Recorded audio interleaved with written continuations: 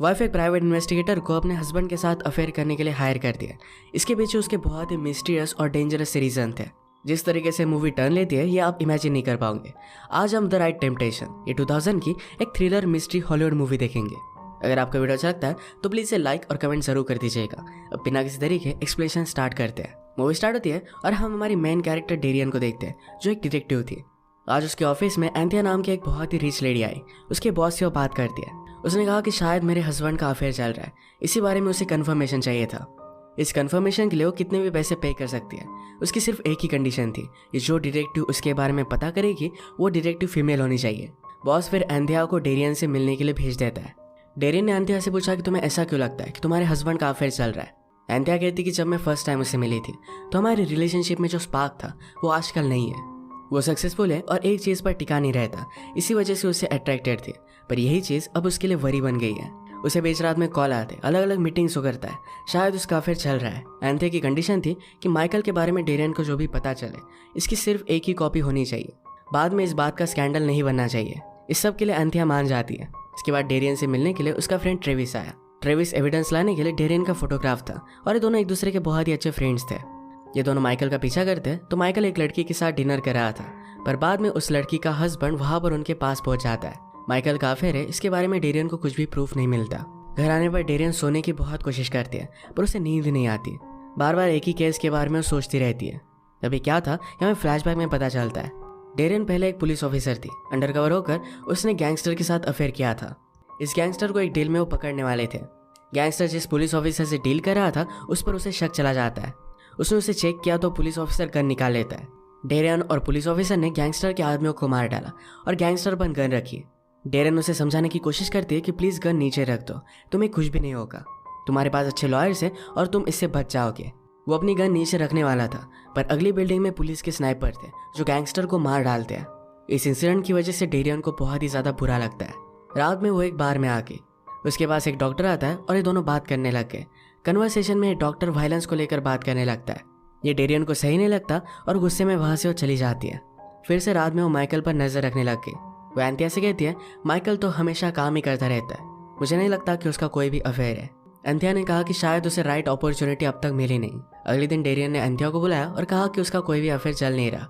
सारे प्रूफ वो उसे दे देती है।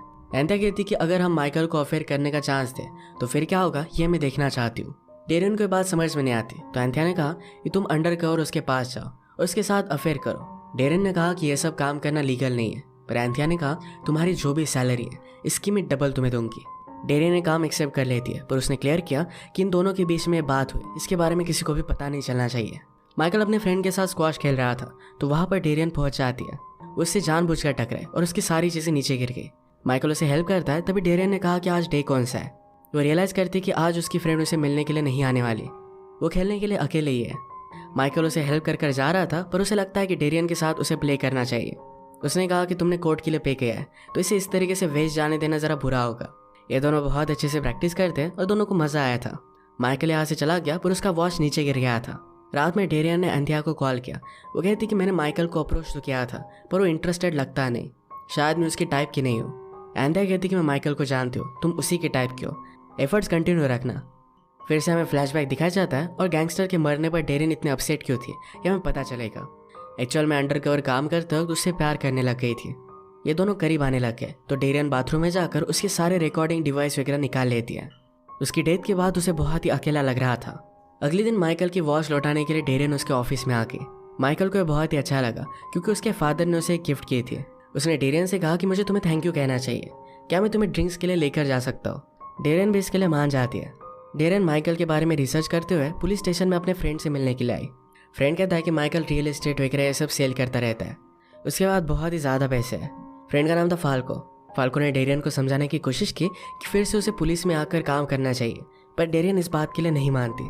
रात में माइकल और डेरियन दोनों ड्रिंक्स के लिए मिले। ये प्लेस ज़रा अलग था तो माइकल कहता है कि जब मैं डॉक्टर बन रहा था तब ये प्लेस मुझे बहुत ही अच्छा लगता था। यह बात डेरियन के लिए बहुत ही सरप्राइजिंग थी। डेरियन ने भी कहा कि पहले मैं पुलिस में थी। माइकल डेरियन को सच बता देता है कि वो मैरिड है। डेरियन ने कहा कि मैं सिंगल हूँ। माइकल ने कहा कि लोगों को लगता है कि मेरा मैरिज परफेक्ट है, पर ऐसा कुछ भी नहीं है, हम दोनों में बहुत प्रॉब्लम्स है। इसके बाद माइकल डेरियन को घर पर ड्रॉप कर रहा था। एक गली में कुछ गुंडे एक आदमी को मार रहे थे। इन दोनों ने नोटिस किया तो माइकल एक डंडा लेकर उनके पीछे भागता है। उन्हें मार मार कर उस आदमी को उसने बचा लिया। डेरियन कहती कि अगर तुम उसे हेल्प नहीं करते तो लोग उसे मार डालते। उसे इम्प्रेस्ड हो गई थी। माइकल कहता है कि करना बहुत ही डेंजरस था, पर इसके बारे में उसने कुछ भी सोचा नहीं। वो डेरियन को उसके घर तक छोड़ने के लिए आया, पर डेरियन कहती कि तुम्हें चले जाना चाहिए। ऊपर आकर एंथिया को कॉल करते, पर एंथिया ने कॉल नहीं उठाया। वो उसकी पीक को बाहर घुमाने के लिए निकली, तभी माइकल डोर के बाहर ही खड़ा था। उसे किस कर लेता है और इसके बाद दोनों इंटीमेट हो गए। अगले दिन डेरियन एंथिया से मिले। उसने उसे सब कुछ बता दिया। एंथिया को बहुत बुरा लगता है। वो उस पर गुस्सा हो गए और कहा कि मैंने सिर्फ तुम्हें माइकल के पास जाने के लिए कहा था, ये सब करने के लिए नहीं। एंथिया ने कहा कि मैंने तुमसे झूठ कहा था। माइकल एक्चुअल में बहुत ही डेंजरस लोगों के साथ इन्वॉल्व है। वो आजकल वायलेंट हो चुका है और उसने मुझे मारा भी था। एक्चुअल में चल क्या रहा है इसके बारे में मुझे पता करना था, इसी वजह से मैंने तुम्हें हायर किया था। प्लीज़ इन सब के बारे में पता करो और हम दोनों को बचा लो। डेरियन इस इन्वेस्टिगेशन के लिए मान जाती है। वो फिर माइकल के रिकॉर्ड्स निकालने के लिए पुलिस स्टेशन में गई। ऑफिसर उससे कहती है कि माइकल रियल एस्टेट में है, अलग अलग कंपनी चलाता है, उसके ट्रांजैक्शन बहुत ही ज़्यादा बड़े होते हैं, ये सब लीगल है। पर ऑफिसर को लगता है कि माइकल एक्चुअल में एक गैंग के लिए मनी लॉन्ड्रिंग करता है।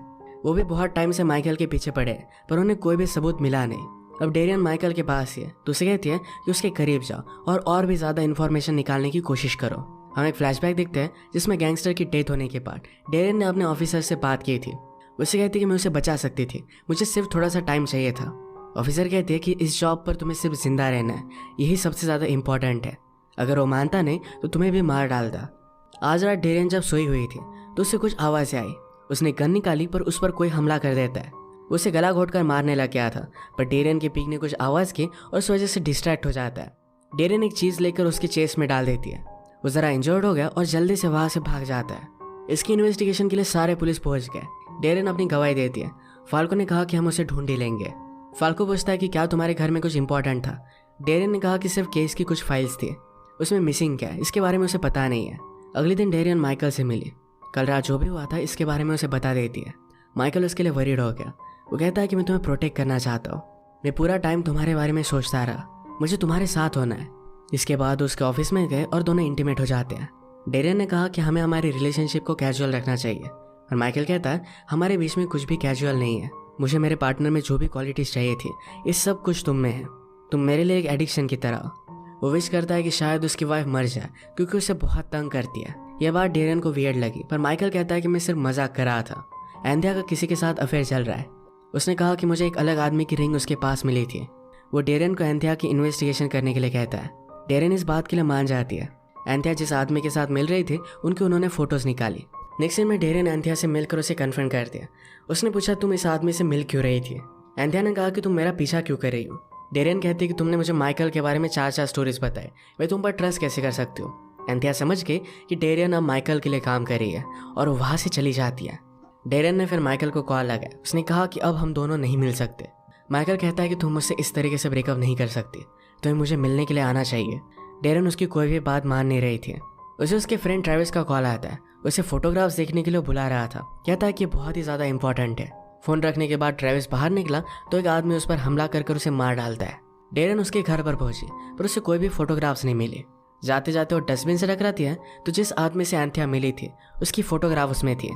घर आती एंथिया का डेरियन को कॉल आता है। वो बहुत ही ज़्यादा डरी हुई थी। वो कहती कि माइकल मुझे मारना चाहता है, उसने मुझे हिट किया और घर में मैं छुपी हुई हूँ, उसके पास गन है। डेरियन कहती कि अभी के अभी पुलिस को कॉल करो। एंथिया ने कहा कि प्लीज़ तुम मेरी हेल्प करो। डेरियन ने कहा कि मैं जल्द से जल्द वहाँ पहुँच जाऊँगी। वो माइकल के घर पर पहुंची तो दरवाज़ा खुला था। एंथिया बहुत ही ज़्यादा डरी हुई थी। वो कहती है कि मैंने माइकल से उसकी गन छीन ली थी, मैंने गोली चलाई पर वो किसी और जगह पर लग गई थी, वो अभी भी ऊपर है, बहुत ही सावधानी से आगे बढ़ना। डेरियन गन लेकर अंदर गए तो माइकल के फेस पर गोली लगी थी और वो पूरी तरीके से बर्बाद हो चुका था। पुलिस वहाँ पर पहुँच जाते हैं और एंथिया ने पुलिस को बताया कि डेरियन ने माइकल को मार दिया है। जिस गन से मर्डर हुआ था ये भी डेरियन के पास ही थी, तो पुलिस उसे अरेस्ट कर लेते हैं। नीचे से एंथिया उस पर हंस रही थी। सारी चीज़ों के लिए उसने उसे फ्रेम कर दिया। डेरियन अपने लॉयर को सब कुछ समझाने की कोशिश करते पर लॉयर ने कहा कि सारे सबूत तुम्हारे खिलाफ है। सबको लगेगा कि माइकल के ऊपर तुम रिसर्च कर रही थी, उसके साथ तुम्हारा अफेयर हो गया, वो तुम्हें छोड़ रहा था, इसी वजह से तुमने उसे मार दिया। डेरियन इन सब चीज़ों से बहुत ही डिस्टर्ब हो गई थी। वो इस पर सोचती है और उसने लॉयर से कहा कि ट्रेविस से बात करो। उसे पता है कि एंथिया का किसी और के साथ अफेयर चल रहा था। लॉयर कहता है कि ट्रेविस का कल रात मर्डर हो गया। डेरन को बहुत बुरा लगा। वो लॉयर से कहती है कि प्लीज़ माइकल के ऊपर मैंने जो भी फाइल बनाई थी इस सब कुछ मेरे पास लेकर आओ। वो इस पर पूरा रिसर्च करती है, सारी चीज़ उसने फिगर आउट कर ली। डेरन ने नोटिस किया था कि एंथिया का जिस आदमी के साथ अफेयर चल रहा था उसके शोल्डर पर एक चोट थी। उस रात डेरियन पर जिस आदमी ने हमला किया उस आदमी को भी डेरियन ने शोल्डर पर ही मारा था। वो सब कुछ फिगर आउट कर लेती है। उसने अपने फ्रेंड फाल्को को बुलाया। उसे कहती है कि माइकल और एंथिया ने मिलकर मुझे फ्रेम किया। माइकल अभी जिंदा है। मर्डर के बाद माइकल का पूरा फेस बर्बाद हो गया था, इसी वजह से उसे कोई भी पहचान नहीं पाया। फाल्को कहता है कि हमारे पास प्रूफ नहीं है। डेरियन कहती कि एंथिया के साथ जो आदमी था उसे मैंने शोल्डर पर मारा था, अगर वो चोट मैच कर जाती है तो हमारे पास प्रूफ होगा। फाल्को इस बात को सीरियसली लेता है। डेरियन की सारी बात सच निकली।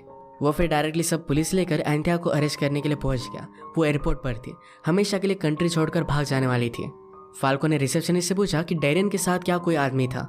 रिसेप्शनिस्ट कहती कि एक आदमी के साथ उसकी प्राइवेट प्लेन पर एक टिकट है।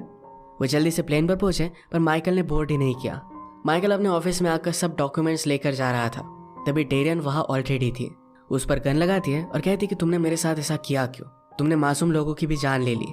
माइकल ने कहा कि ये सारा प्लान एंथिया का था, इसमें कोई भी हर्ट होगा इसके बारे में मुझे पता नहीं था। मेरी तुम्हारे साथ जो रिलेशनशिप थी ये रियल थी, मैं तुमसे बहुत प्यार करता हूँ, इसीलिए मैं एंथिया के साथ आज नहीं गया। डेरियन ने कहा कि अगर तुम सचमुच में मुझसे प्यार करते हो तो सब कुछ पुलिस को सच सच बता दो।